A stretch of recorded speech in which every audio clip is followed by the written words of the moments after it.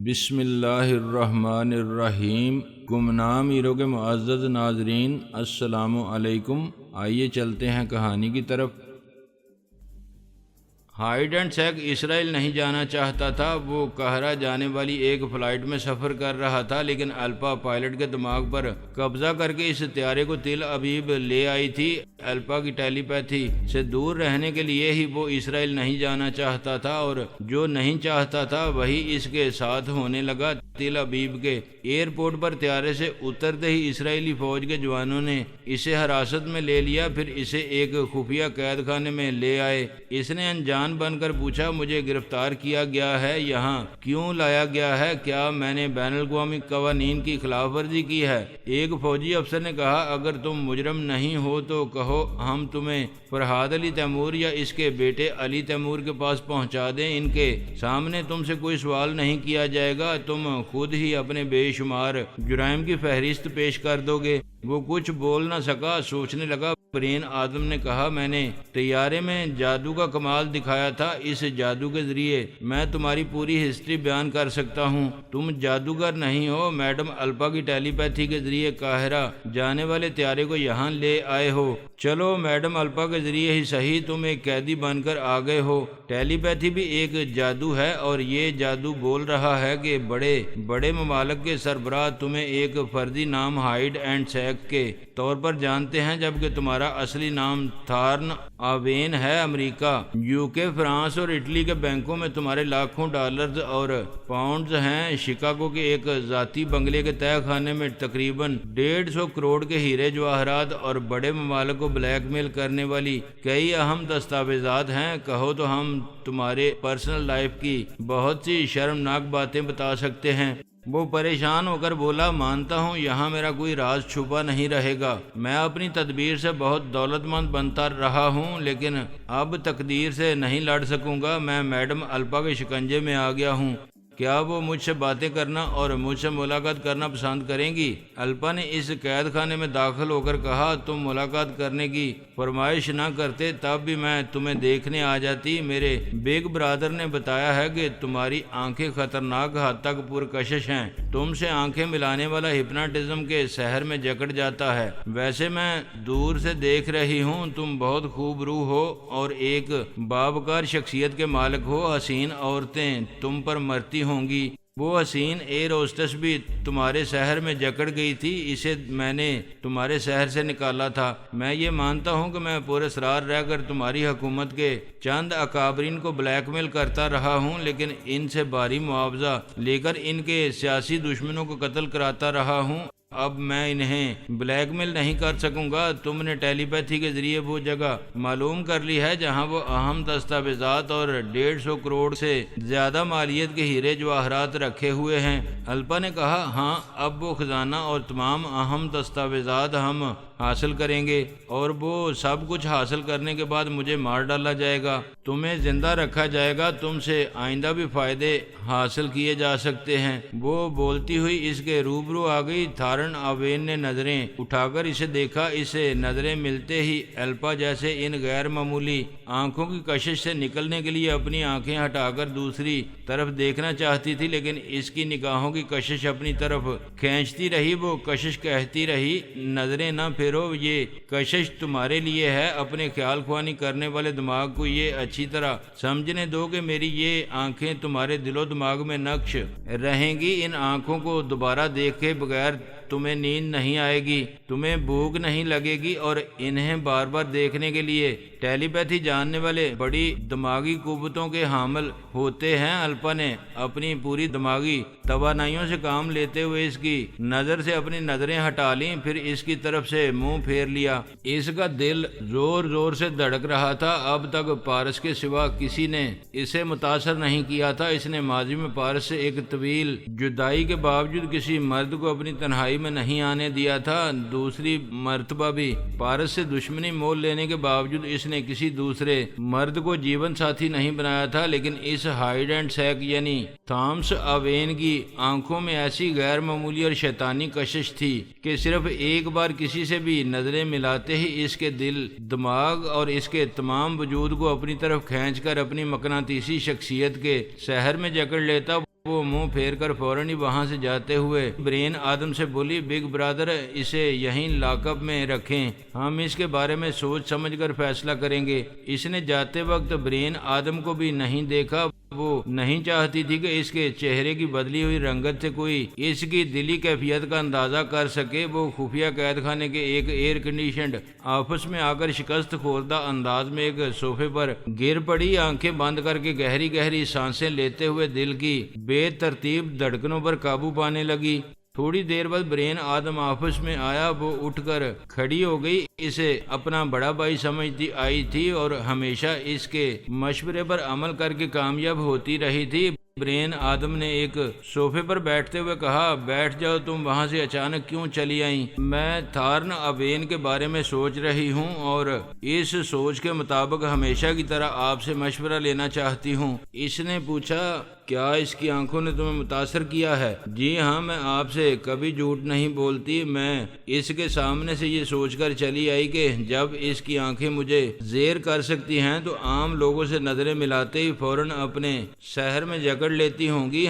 हम टेलीपैथी जानने वाले दूसरों के मुकाबले में ज्यादा कुव्वत इरादी के मालिक होते हैं। इसकी आंखें मुतासर कर रही थी। मैंने दिमागी कुव्वत से अपने आप को इससे आज़ाद कराया है। मेरी इस सच बयानी से अंदाज़ा करें कि हम इसकी हिप्नोटिज्म वाली आंखों से कई तरह के फ़ायदे उठा सकते हैं। दुरुस्त कहती हो, मैंने भी इतनी लंबी ज़िंदगी में पहली बार ऐसा हिप्नोटाइज करने वाला देखा है जो आंखें मिलाते ही शैतानी अंदाज में अपनी तरफ खींच लेता है। मैं भी इसकी नज़रों से कतराकर गुफ्तगू कर रहा था। हम इसे अपनी गिरफ्त में रखेंगे तो ये हमारी हुकूमत करने वाली बड़ी बड़ी शख्सियात पर तनवीमी अमल करके इन्हें हमारी मुखालफत से बाज रख सकता है। अब ये सोचा जाए कि हम इसे किस तरह हमेशा के लिए अपना कर रख सकते हैं।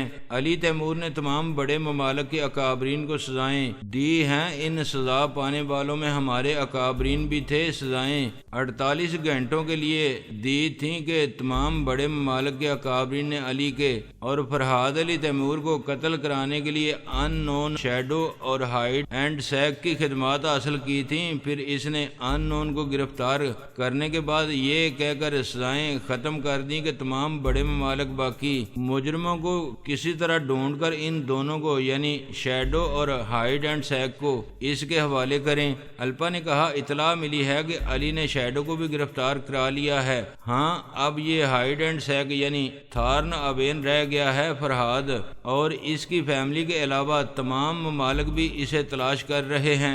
इसके गिरफ्तार होने और मौत की सजा पाने से महफूज रहने के लिए अपनी जान बचा के यहाँ से दूसरी जगह नहीं जाएगा, लेकिन हमारा ताबेदार भी रहना पसंद नहीं करेगा। हम इसे अपना गुलाम रखने के लिए इसके हाथ पांव तोड़कर अपाहज बनाकर रख सकते हैं। इसकी जरूरत नहीं पड़ेगी। मैं इस पर तनवीमी अमल करूंगी।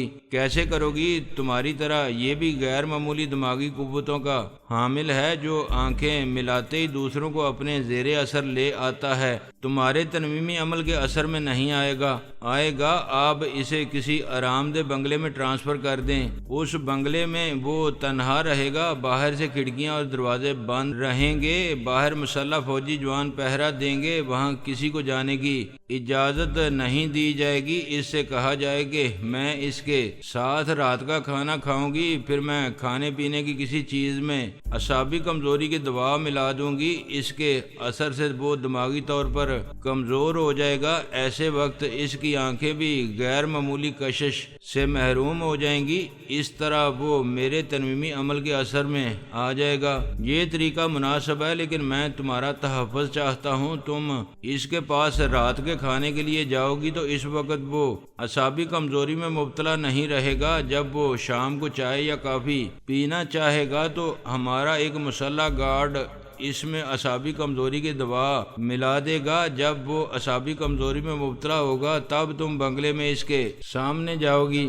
ये हिफाजती तदबीर बेहतर है। आप इसे कड़ी निगरानी में यहाँ से ले जाएं। मैं शाम को चाय के वक्त आपसे राब्ता करूंगी। ब्रेन आदम वहाँ से चला गया। वो थोड़ी देर तक वहाँ बैठी रही, फिर अपनी खुफिया रिहाइशगाह में आ गई। लंच का वक्त आया तो भी इसने कुछ नहीं खाया। भूख लग रही थी मगर खाने को जी नहीं चाह रहा था। तब इसे याद आया कि खुफिया कैद खाने में थारना अवेन की नजरें इसकी आंखों में पेवस्त होकर इससे कह रही थीं, अपने ख्याल ख्वानी करने वाले दिमाग को ये अच्छी तरह समझने दो कि मेरी ये आंखें तुम्हारे दिलो दिमाग में नक्श रहेंगी। इन आंखों को दोबारा देखे बगैर तुम्हें नींद नहीं आएगी, तुम्हें भूख नहीं लगेगी और इन्हें बार बार देखने के लिए। थार्न की बात पूरी नहीं हुई थी लेकिन इसकी शैतानी आंखों ने इससे जितना कहा था इतनी बातें इसके दिमाग पर नक्श हो गई थीं और इसका असर यही हो रहा था कि वो लंच के वक्त नहीं खा रही थी। भूख के बावजूद वो खाना नहीं चाहती थी।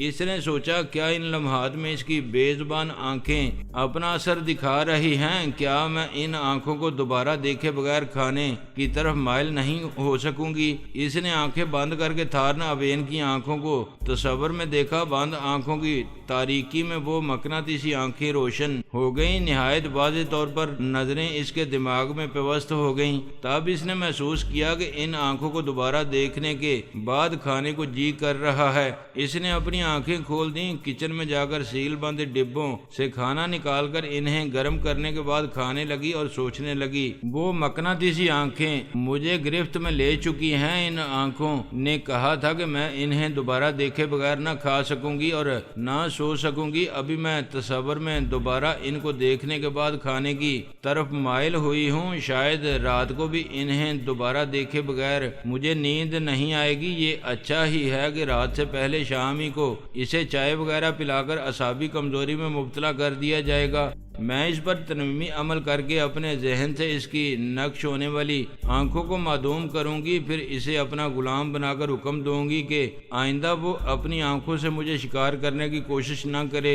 शाम 5 बजे इसने ख्याल ख्वानी के जरिए ब्रेन आदम से पूछा, बिग ब्रदर, क्या इसे चाय या काफी में असाबी कमजोरी की दवा पिलाई गई है? हाँ, इसने खुद ही शाम को चाय तलब की थी। एक मुसल्ला फौजी जवान बंगले के अंदर गया, इसके लिए चाय तैयार कर रहा है, तुम चली आओ। ऑल राइट, मैं अभी आ रही हूँ। वो लिबास तब्दील करके आईने के सामने बंद संवर कर बंगले से निकलकर अपनी कार में आई। फिर इसे ड्राइव करती हुई जाने लगी।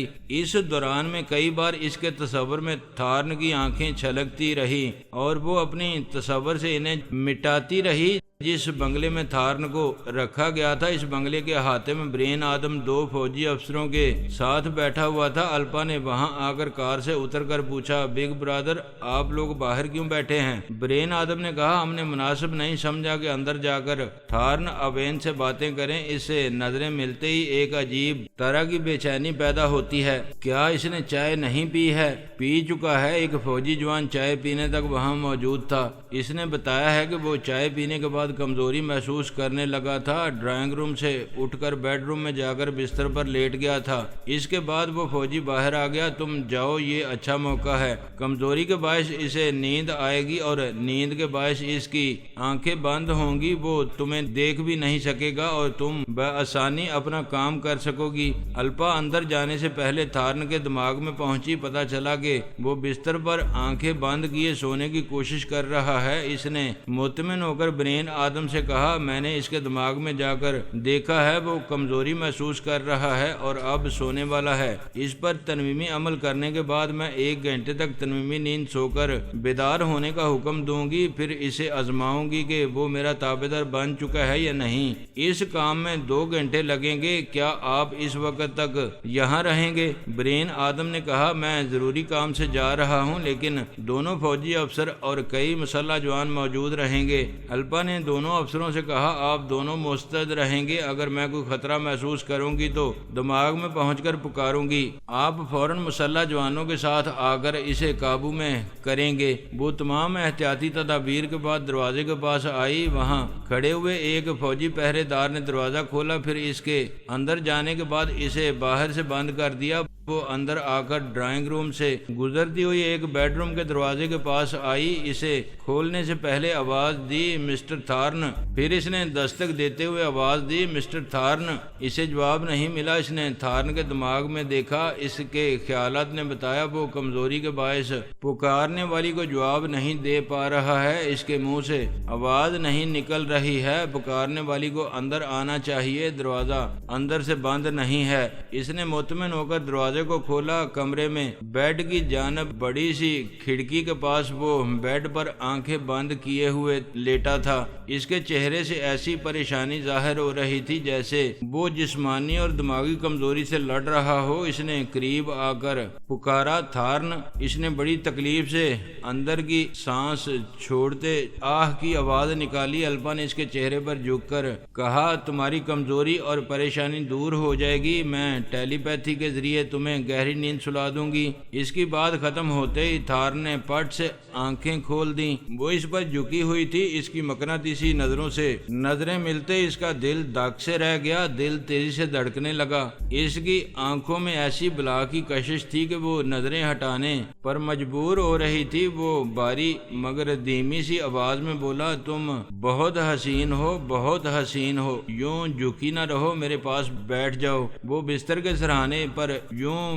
بیٹھی کہ نظروں سے نظریں نہ ہٹ سکیں، کیونکہ تھارن اپنی آنکھیں اس کی آنکھوں سے پیوست کیے ہوئے اٹھ کر بیٹھ گیا تھا۔ پھر اس کے چہرے کو دونوں ہتھیلیوں میں اس طرح جکڑ لیا کہ اب وہ ہزار کوششوں کے باوجود اس سے نظریں نہیں چرا سکتی تھی۔ وہ اپنی شیطانی آنکھوں سے چند سیکنڈ میں کسی کی بھی نظروں کو جکڑ لیتا تھا، اور الپا اس بار بڑی دیر سے جکڑی ہوئی تھی۔ دل اور دماغ کہہ رہا تھا کہ اپنے پورے وجود کے ساتھ اس کی آنکھوں میں سما جائے۔ وہ حکم دے تو اس کے قدموں میں ڈھیر ہو جائے۔